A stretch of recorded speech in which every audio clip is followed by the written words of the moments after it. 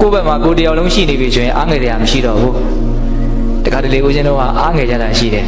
လူတွေကလူလောကကြီးမှာချင်းချင်းတယောက်ကိုအလွန်အားပြုကြတယ်ကိုယ့်ကိုတယောက်တည်းသိပြီးတော့မရက်တည်နိုင်ဘူးစာဝတ်နေရေးကိုအဓိကပြောတာမဟုတ်ဘူးနော်ပိုက်ဆံဘယ်လောက်ရှိရှိကိုယ့်ကိုတယောက်တည်းမရက်တည်နိုင်ဘူးကိုယ်ဝင်းကျင်ကကိုယ့်ကိုအကုန်လုံးအမြင်ပြစ်ပယ်လိုက်ပြီဆိုရင်ဘယ်လိုဖြစ်သွားမှာလဲအကုန်ပုံကျသွားမှာစဉ်းစားကြည့်စိတ်ကူးလေးနဲ့လူတိုင်းကသာငါ့ကိုမုန်းနေပြီလားလို့ဝင်တွေးကြည့်ပါလားရုပ်စွာဆုံးကိုမိသားစုကကိုယ်တစ်စက်ကလေးမှအကောင်းမထင်တော့ဘူးလို့မြန်တွေးကြည့်ပါလားဘယ်လိုနေမလို့ခံစားရပြီသူတို့ကကိုယ်အထင်မကြီးတာသူတို့ကကိုယ်အထင်သေးတာသူတို့ကကိုယ်အကောင်းမထင်တာကိုယ်ဘာထိခိုက်သွားလို့လဲလို့စဉ်းစားကြည့်ပါလားဘာထိခိုက်သွားတယ်တကယ်ကဘာထိခိုက်ပေါ့သူတို့စိတ်ထဲဖြစ်တဲ့အတွေ့ပဲလေတကယ်ကဒါပေမဲ့ကိုယ်ကဘယ်လိုဖြစ်သွားတာစိတ်ရောကတော့ရတော့နေတယ်နော်တချို့ဘာလို့တော့အဲ့ဒါသူများအာပြုနေလို့ဆိုတာရှင်းနေရတယ်အဲ့တော့ဦးစင်းကတွေးကြည့်တယ်ကိုယ့်ဘက်မှာကိုယ်ဆိုတာကြီးအဓိကရှိရင်တော့တိတ်အားငယ်ကြလုံးမမထင်ဘူးလို့ဟုတ်လားကိုကသာတကယ်ကောင်းတဲ့လူတစ်ယောက်ဖြစ်ပါစေငါဟာကောင်းတဲ့လူတစ်ယောက်ဖြစ်တယ်ဆိုတာကိုကိုယ်တိုင်သိကိုသိလိမ့်မယ်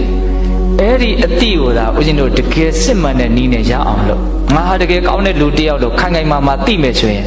ကိုယ့်ဘက်မှာကိုယ်တစ်ယောက်လုံးရှိနေတယ်အဲ့လိုဆိုရင်သူများမရှိလဲကိစ္စမရှိဘူးသူများရဲ့ကိုယ်ပေါ်ကောင်းပါတယ်လို့ပြောဆိုလာမဲ့စကားသံတွေကိုမျှော်လင့်စရာအကြောင်းလည်းမရှိဘူးကိုယ်မကောင်းဘူးလို့ပြောမှလားကိုလည်းကြောက်စရာမလိုဘူးပြောရရင်ချီးမွမ်းတဲ့ကိုလည်းမမျှော်လင့်ဘူးကဲ့ရဲ့တဲ့ကိုလည်းမကြောက်ရွံ့ဘူးဟောဆိုသူလုံလောက်နေတယ်မင်းချီးမွမ်းလဲငါဒီတိုင်းပဲမင်းကဲ့ရဲ့လည်းပဲငါမင်းကဲ့ရဲ့တဲ့အတိုင်းမဟုတ်ဘူးငါကောင်းတယ်ဆိုတာသိတယ်ဟောဘလောက်ရှင်းတော့နော်ရက်တည်နိုင်တယ်ဟုတ်လားဒါပေမဲ့ဦးဇင်းတို့မှာအဓိကလိုတာဘာလို့ဆိုတော့ကိုဟာကောင်းတဲ့လူတစ်ယောက်ပါလို့သိဖို့ကတော့လိုလိမ့်မယ်နော်အဲ့ဒါကဟန်ဆောင်ပြီးတော့လုပ်လို့တော့မရဘူးတကယ်မကောင်းမဲနဲ့ဒီစိတ်ကကိုယ့်ကိုကောင်းတယ်လို့အတိမပြုတ်မှာမဟုတ်ဘူးအဲ့တော့ကိုကတကယ်ကောင်းအောင်မလုပ်အောင်မလို့နေနေရတယ်အဲ့လိုတကယ်ကောင်းအောင်နေမယ်ဆိုရင်ဘယ်လိုနေမလို့အကောင်းဆုံးစိတ်နဲ့နေနိုင်မှ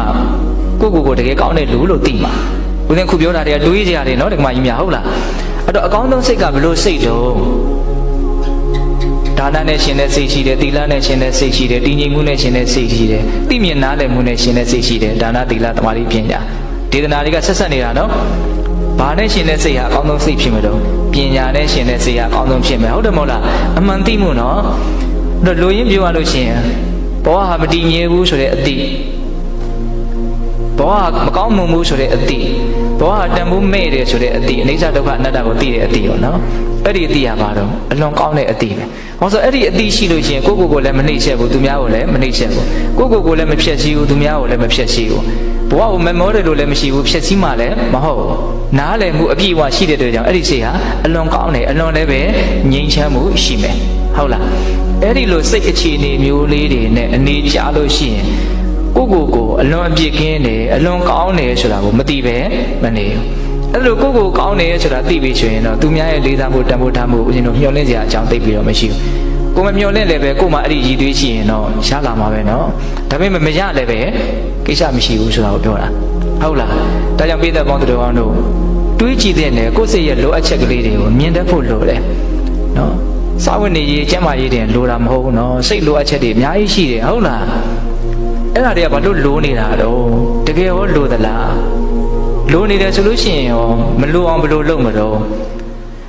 ခက်တာကပတ်ဝန်းကျင်ရဲ့သဘောတဘာဝဆိုတာကကိုအစိုးမရအောင်နော်တခါတလေသူတို့ထင်ရင်တို့ထင်ကြတာပဲဟုတ်လားအေးအဲ့တော့ကိုခိုင်ခိုင်မာမာရက်တည်နိုင်အောင်နေနိုင်ဖို့ကပို့ပြီးတော့အရေးမကြီးဘူးလားအရေးကြီးတယ်